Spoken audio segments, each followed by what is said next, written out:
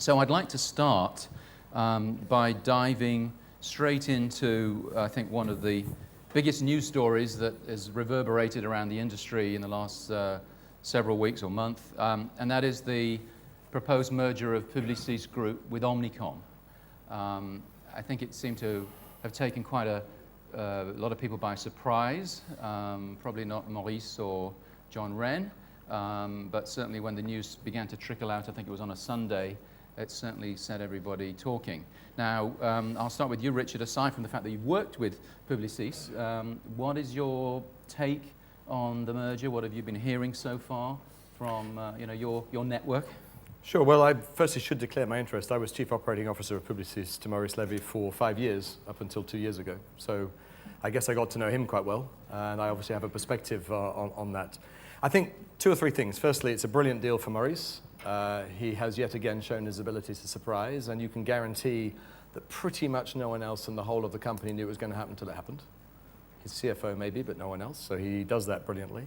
Secondly, I think it's extremely good for John Wren, because he gets a promise for the future to run something that's nearly twice the size. And for those 2 guys and their succession and their futures and their shareholders, I think it's extremely positive. I think the challenge that was said at the time and has been said since and still hasn't been articulated, and it's a challenge I think they will struggle to articulate, is how does that help clients outside of media buying? Media buying, everyone gets it, scale. How does it help? Now, the other question you could ask is, does it need to help? Right? Does it actually matter if it doesn't help clients, if it doesn't harm clients? What does it matter anymore? So these are important pieces of it. And the final piece that we may touch on later is talent. How does talent feel in that environment? We'll definitely come to that. And that is definitely an issue. If you are starting your life, as I did, in a company of 28 people, and you suddenly end up in a company of 140,000 people, that is different. It changes things, and obviously we've all seen globalization, and it's not the only business for that to happen to, but it changes things in a cottage industry like advertising. David? I agree with Richard that it's hard to see obvious client advantage. And that might not matter, because with most big holding companies in any industry, it's kind of a private matter for them and their shareholders, how they manage things. I think why it isn't a private matter anymore is that WPP particularly pioneered this whole idea of tailor-making solutions for clients, putting agencies together. I mean, it's one of the things that pundits find quite amusing. There are quite a few agencies in the world, some would say too many, and every big pitch seems to produce another one that's put together to tailor-make. And this tailor-making is showing no signs of going away, and I imagine that'll continue. It doesn't always work, though, does it? No, it doesn't always work. It doesn't always work. I mean, Emphatica was a disaster. The first Dell thing didn't work. Samsung didn't work. But what it did is put the groups in play as agencies. Sure. And so you have to look at what that would mean. I must say I'm skeptical about Publicis Omnicom going ahead in precisely the form that the journalists wrote it up. It's so big and it's so disparate, and I just don't see client advantage. I see very, very little advantage for all but a tiny minority of the people working for both groups. They must be looking askance at the whole thing and saying, what's in it for me? I certainly would if I worked there. But the whole, if I could take you on the client thing, I mean, client conflicts, I mean, I know it gets talked about, but, isn't it just an initial puff of wind and then it dies down? What, client conflict? Yes, I mean, in the context of this. I don't think it is, because if you're talking about very big clients, and they're the only ones that either John Wren or Maurice would worry about, the very big clients have got to take the conflict thing very seriously, because everyone thought they knew that there was a world which had WPP and Publicis and Omnicom and Havas, or your own now again, and Dentsu and everything else. And to put 2 of the top 3 together does produce some fairly spectacular conflicts. We'll have to see. It's an interesting question, because I mean, obviously, I bow to your experience of being on the consulting side of clients in those discussions. But at Publicis, I always used to say 2 is a conflict, 3 is a specialty. And we ended up with 5 banks. And that was just in one advertising network. And what I think I've seen with now, and I think Martin did it first, by putting WPP together where he has in fact P&G and Unilever, and every other conflict almost, not entirely, Ford are pretty demanding on exclusivity on sort of global stuff, but most of the others have sort of accepted it. I think it'll be used by some clients as an issue, but I think the reason we haven't seen anything in the press so far is that discussion, which was very important, has already been started some years earlier by someone else. That's true. The huge winner is Maurice Levy. Yeah. I mean, the photographs were in Paris. He has a succession plan now, doesn't he? It's probably Maurice as the succession to Maurice, actually, but that's a different discussion. Michael, his retirement was 2 years ago. Right, well, you know, He's got no intention of retiring. Right. Well, good for him. So what does this mean, if anything, for IPG and Havas? I mean, are they... Well, Havas is different because obviously with Vincent Bolloré and the whole industry... That's a completely different structure. Yeah.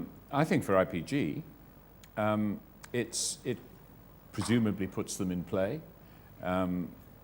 The interesting thing corporately is that there were only 2 American registered groups, Omnicom and IPG.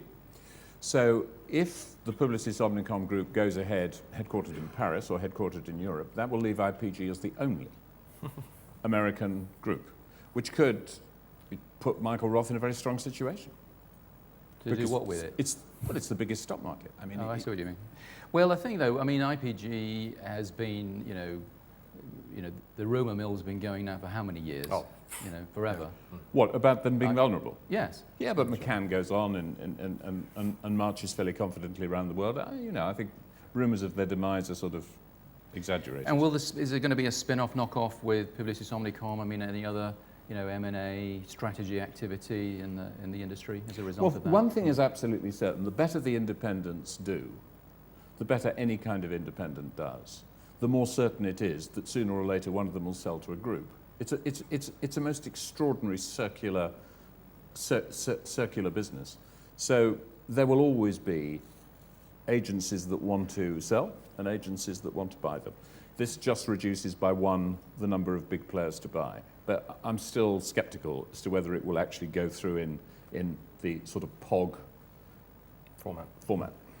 But so you just mentioned independent groups, but the big clients though are still working or experimenting or moving out into a lot of the independent groups. I think more so than ever that they are aware that, because after advertising now anyway, what is advertising?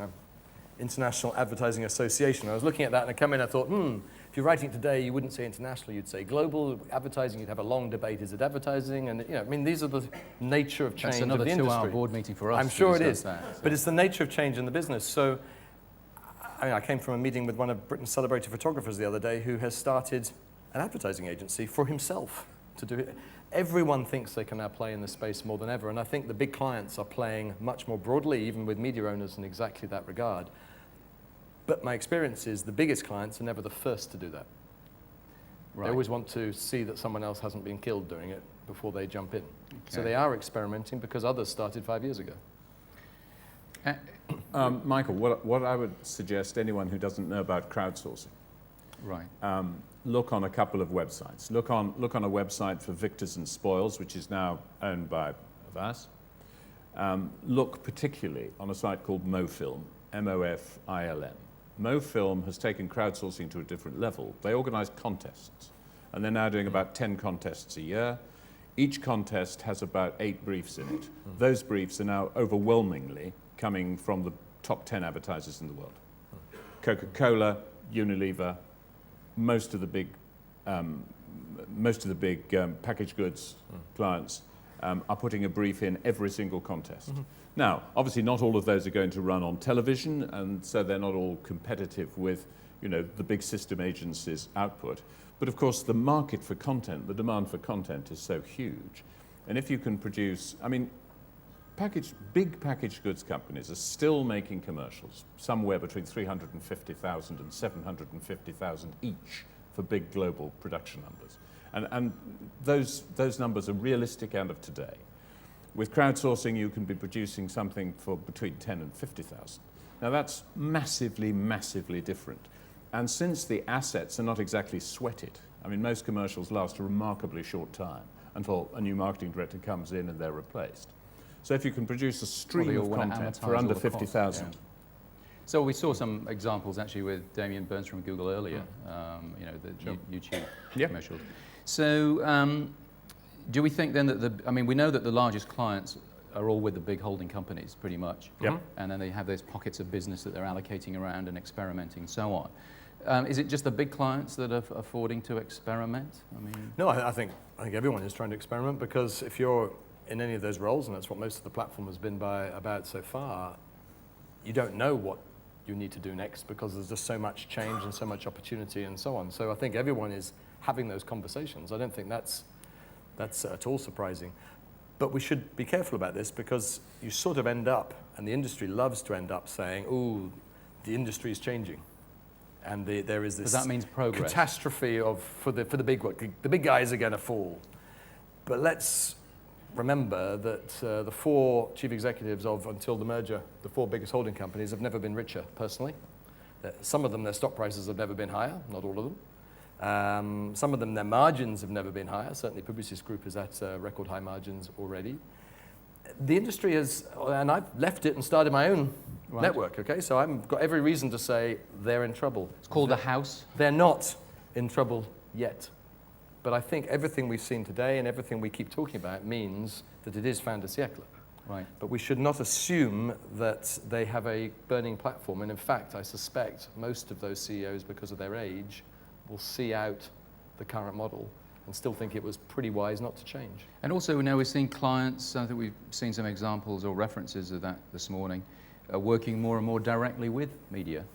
Media Yeah. owners. Media owners, thank absolutely, you. Yeah, I mean, absolutely, and that will continue. And And do you get involved in that in your company? yeah, at all absolutely, absolutely, because I mean, Facebook and Google are huge players, but roles are changing. I mean, media is still by far the biggest Expenditure. part of all this. I mean, for all the experimentation, not much of the experimentation by the big players is outside the big media networks. If you look at WPP, Group M is Sorrell's biggest play by a considerable distance. So I don't see the media thing changing anytime soon. I think one thing that is interesting, you get these very strange phrases, and I think the phrase is non-working media spend. A non-working media spend, in case you wondered about our creative industry, is the stuff that isn't media. So apparently, creating content and ideas is not working. So, a little harsh, but what they're really saying well, read is... Jack Neff's famous definitive article in Ad Age. I mean, what he basically said is that anyone who's spending more than 15%, and it's an interesting figure, I wonder where he got it from, anyone that's spending more than 15% 1970s, I think, on content and ideas and agency fees and everything is overspending. yeah, which is a stupid rule of thumb, because there are I think plenty it of is. case studies that are different from that. But Richard, even if it was 25, that still leaves 75%, which is in media, which is why the giant groups are still Don't disagree with largely that. driven by media. That's But the view. do you think, though, that as the situation is changing the way media is being bought, we saw references today to the whole programmatic, media buying and that kind of thing. It seems to me that there are parts of the industry where, we're hearing the words, full service something, even if it isn't full service agency, because particularly with, digital investments and so on, you can't be siloed any longer. No. So, talk a little bit about that. Oh, absolutely. I mean,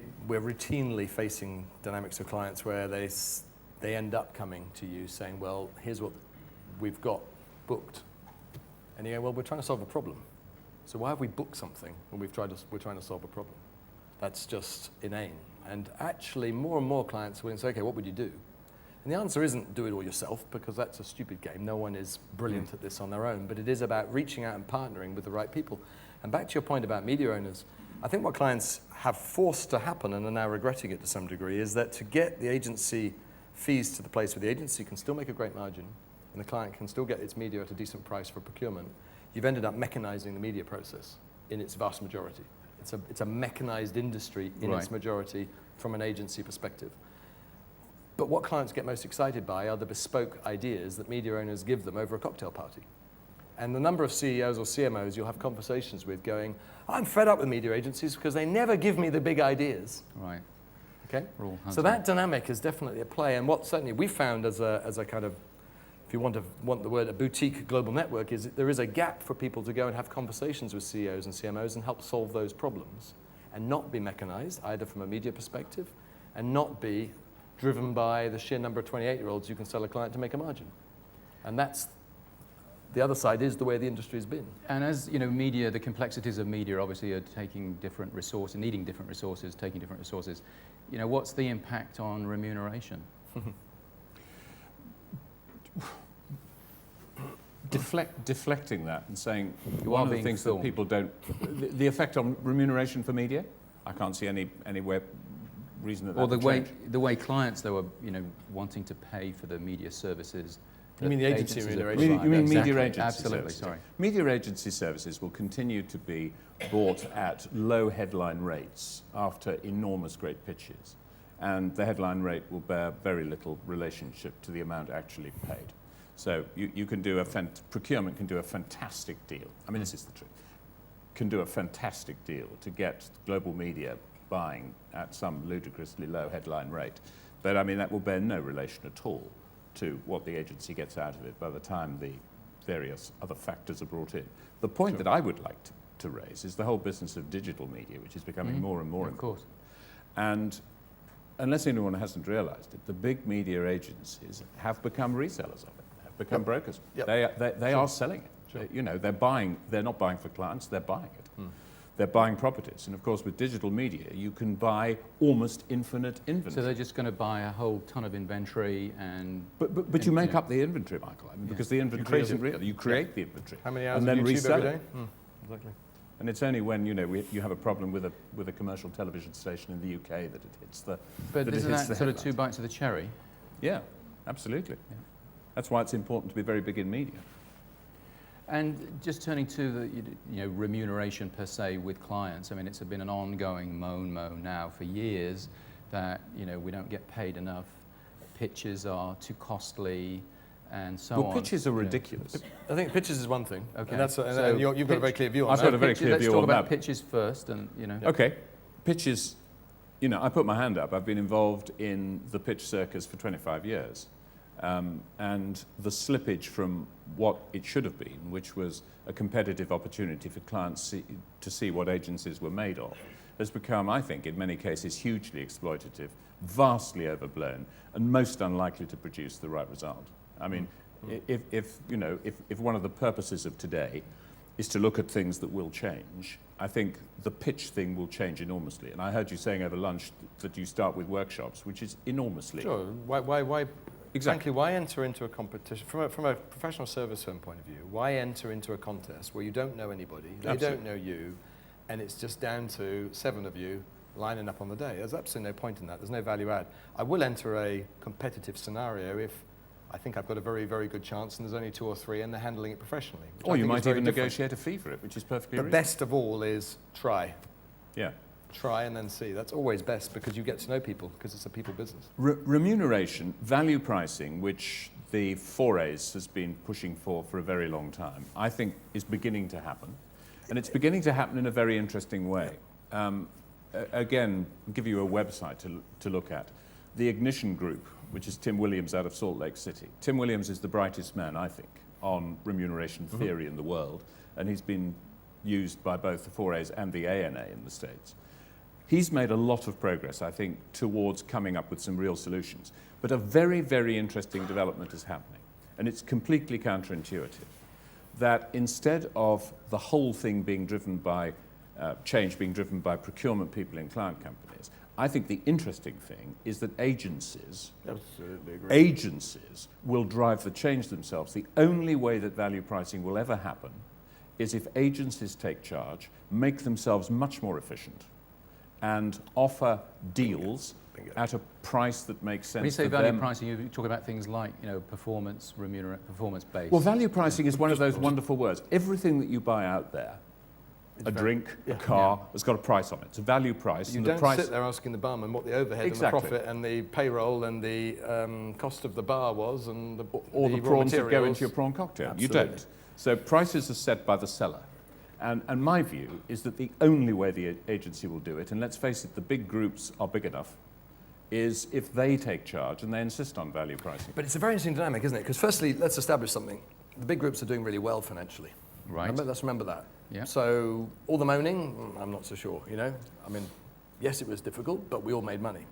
And we made more money in good years than we ever made. So that's an interesting question. But to your point, the best deals we've ever been involved in for the client and the agency, which is really how this thing should work, were the deals where we did not even discuss overhead or profit or payroll components, but just said, look, what needs to get done?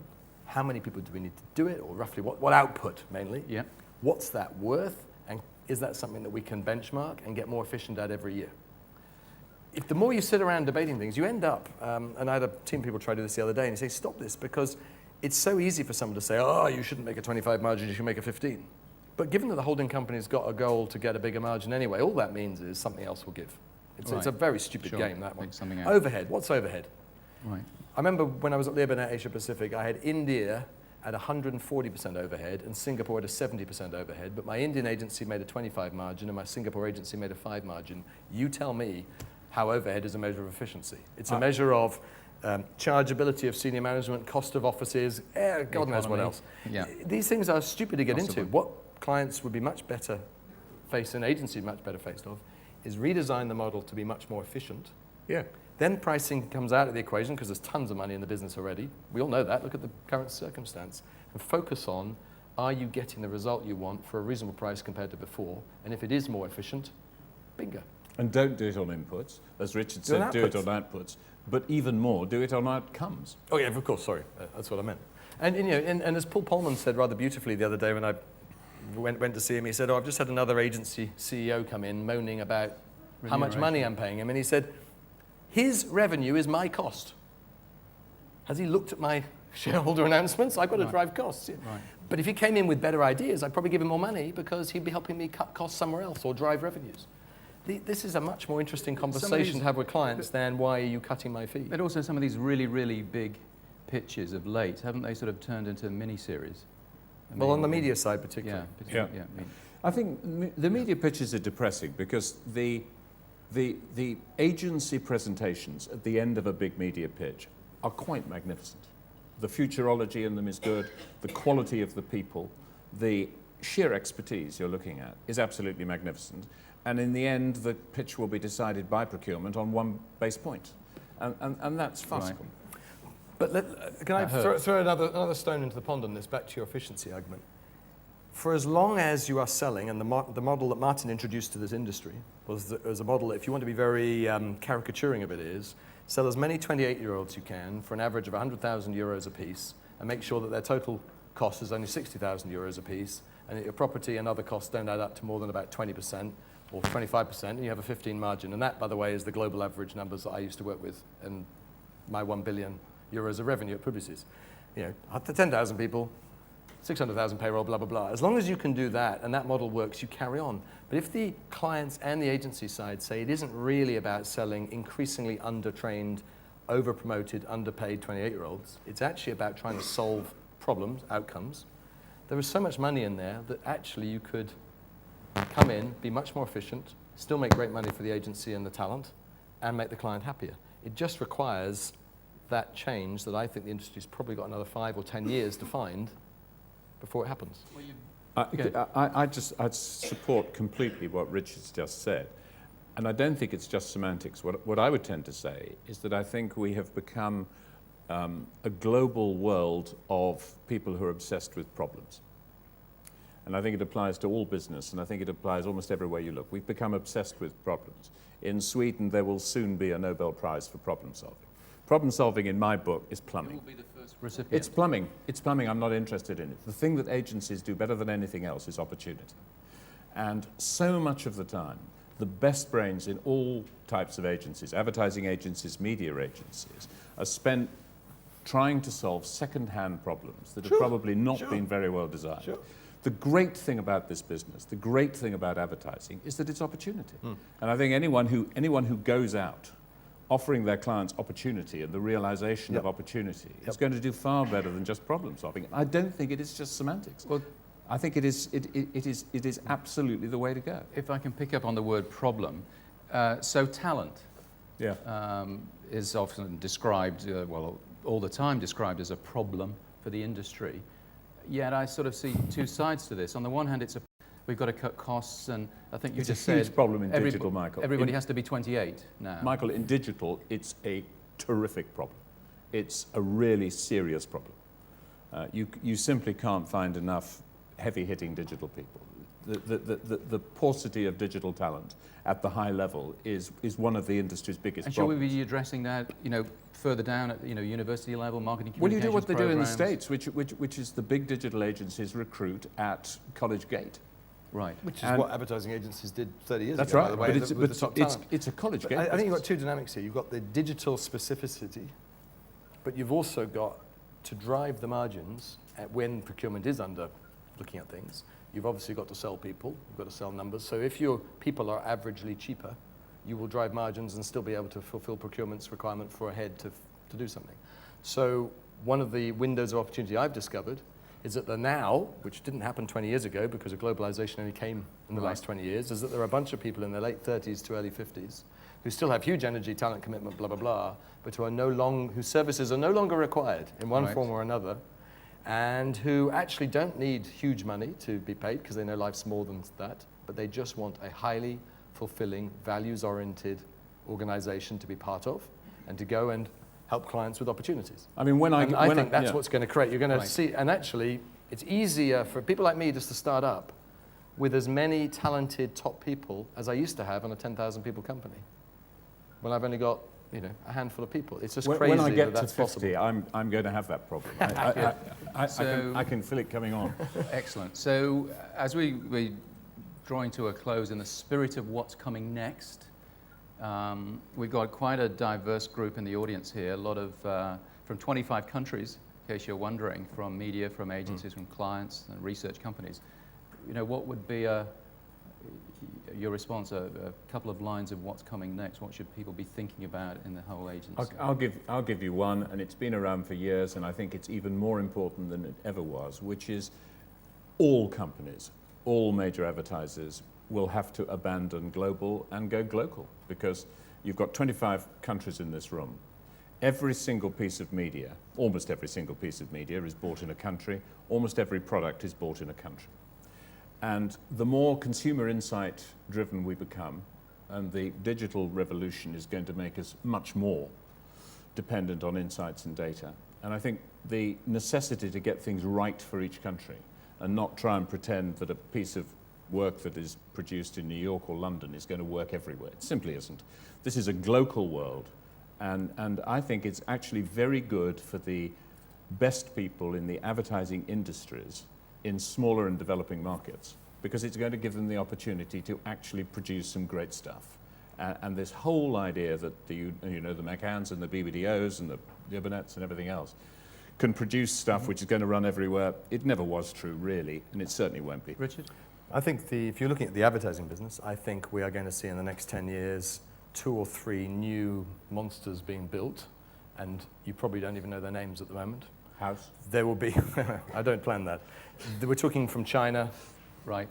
Or maybe they'll buy IPG. Maybe from Korea as well. Some of the Korean guys are still very strong, but particularly from China.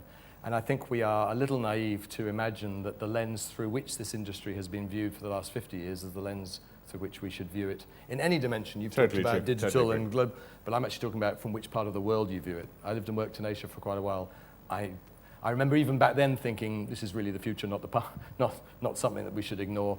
And it is even more true 10 years later, and it'll be much, much truer by 2020. It's very true of the Korean industry. Well, thank you very much. Richard Pinder, The House, David Wethey, Agency Assessments. Thank you both very much. Thank you.